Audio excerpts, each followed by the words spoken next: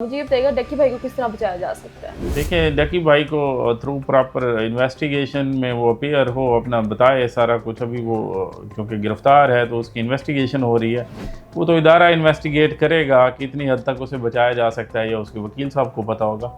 मैं तमाम शहरियों को आपके तवज्जुह से ये पैगाम देना चाहूँगा कि इस तरह के फ्रॉडुलेंट एक्टिविटीज़ में शामिल होने से पहले जहाँ भी आप इन्वेस्टमेंट करें, आजकल हर शहर में कोई ना कोई डबल शाह टाइप का बंदा आ चुका है। इलेक्ट्रॉनिकली फ्रॉड कर रहे हैं, किसी एप्लीकेशन के थ्रू, किसी ऑनलाइन फॉरेक्स ट्रेडिंग के थ्रू लोगों को अपनी तरफ वो रागिब करते हैं, पैसे लेते हैं, मुल्क से चले जाते हैं। तो इन डबल शाहों से बचने के लिए अपने जमा पूंजी बचाएं और मुकम्मल कंसल्टेशन करके किसी में अगर इन्वेस्ट करना चाहते। मीडिया इन्फ्लुएंसर्स हैं या इन्वेस्टर्स हजरात हैं जो उनके इन्फ्लुएंस में आके इन्वेस्ट करते हैं, दोनों को बचना चाहिए। अब साइबर क्राइम एजेंसी जो है NCCI इस पे बहुत सख्ती से जो है ना निमट रही है और इनको पकड़ रही है। एक उन्होंने बेहतरीन अपना एक ऑपरेशन शुरू किया हुआ है। कल भी मैं उनके एक डायरेक्टर का इंटरव्यू देख रहा था, वो कह रहे हैं कि हम सबको पकड़ रहे हैं। वसीम अकरम के खिलाफ भी कोई एप्लीकेशन आ गई है। तो ये बताएगा बहुत से लोग सोशल मीडिया पे चीज़ें कर रहे हैं, बहुत लोग ऐप्स को प्रमोट कर रहे हैं। आप देखें जिसका भी फेस वायरल है वो किसी ऐप को प्रमोट करने लग जाता है। तो हमें क्या ऐसी इंस्ट्रक्शंस देनी चाहिए उन लोगों को ताकि उनको पता चले कि हम जिस ऐप को प्रमोट कर रहे हैं वो फेक नहीं है, या वो कल को हमारे लिए हमारे फ्यूचर में मसला ना बने। देखिए, वो आप कोई भी एप्लीकेशन में एडवर्टीज़मेंट में अपीयर होने से पहले आप पाकिस्तान के इदारों से चेक कर ले कि वो एप्लीकेशन बैन तो नहीं है, कि वो एप्लीकेशन रजिस्टर्ड भी है पाकिस्तान में किसी कंपनी के थ्रू कि नहीं है। अगर वो रजिस्टर्ड नहीं है तो गैर रजिस्टर्ड बिज़नेस के लिए वैसे भी जुर्म है कि आप गैर रजिस्टर्ड बिज़नेस को प्रमोट कर रहे हैं, जिसका कोई पाकिस्तान को टैक्स में भी फ़ायदा नहीं हो रहा, रेवेन्यू भी नहीं बढ़ रहा, और पाकिस्तान की अथॉरिटी को एक चैलेंज करना है कि आप रजिस्टर्ड भी ना कराएं और यहाँ पे प्रमोट करें उन चीज़ों को।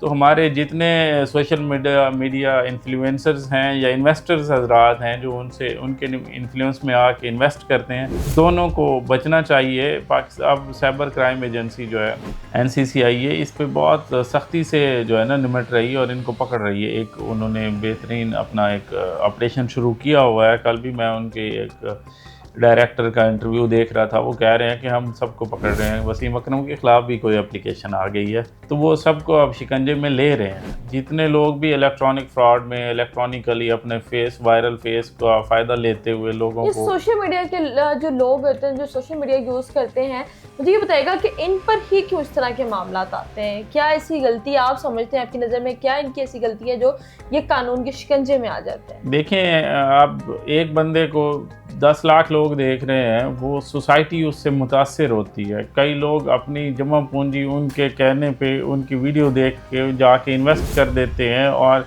नतीजतन फ्रॉड होता है उनके साथ। तो जब वो फ्रॉड का शिकार होते हैं तो पाकिस्तान की जितनी इन्वेस्टिगेशन एजेंसीज़ हैं, स्टेट के जितने ऑर्गन्स हैं, इदारे हैं, इस हवाले से उन्होंने शहरियों के तहफ़्फ़ुज़ के लिए इनको पकड़ना तो है। जो जब इनके ही कहने से लोग मुतासिर होते हैं, नुकसान उठाते हैं, फिर जुर्म तो इनका है, ये शामिल तो हैं उसमें। जो लोग आपको देख रहे हैं, क्या पैगाम देना चाहते हैं आप उन्हें, और मुझे ये बताइएगा डक्की भाई को किस तरह बचाया जा सकता है? देखिए, डकी भाई को थ्रू प्रॉपर इन्वेस्टिगेशन में वो अपीयर हो, अपना बताए सारा कुछ। अभी वो क्योंकि गिरफ्तार है तो उसकी इन्वेस्टिगेशन हो रही है। वो तो इदारा इन्वेस्टिगेट करेगा कि कितनी हद तक उसे बचाया जा सकता है, या उसके वकील साहब को पता होगा।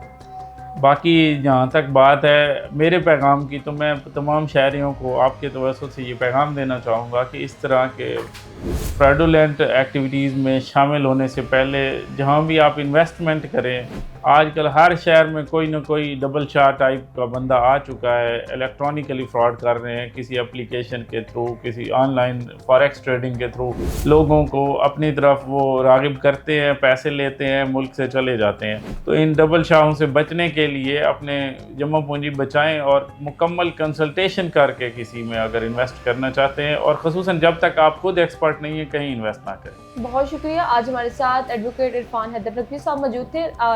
डक्की भाई के बारे में आपने जाना कि उन पर किस किस्म की FIR है, सज़ाएं क्या है, जुर्माना क्या हो सकता है, किस तरह बचाया जा सकता है। अगर आप किसी पर एतबार करें, सबसे पहले आपको सोचना है कि आपका दिल मुतमईन है उस काम में या नहीं, और उसकी इन्वेस्टिगेशन कर लें, तभी आप अपनी जमा पूंजी, अपने हलाल के पैसे किसी काम में इन्वेस्ट करें। प्रोग्राम कैसा लगा लाजमी बताइएगा। इसके साथ अपनी मेज़बान तैयबा मान को दें इजाज़त। अल्लाह हाफिज़।